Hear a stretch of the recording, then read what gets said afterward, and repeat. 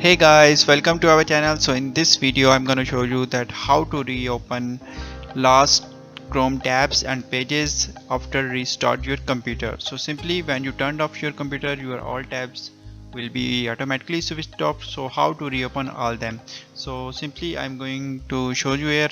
Now here I am going to close my Chrome and now click on start shutdown and now after that click on restart my computer. So after that, when you open your computer, simply open the Google Chrome and after that click on your account and now here press the Control Shift and T button.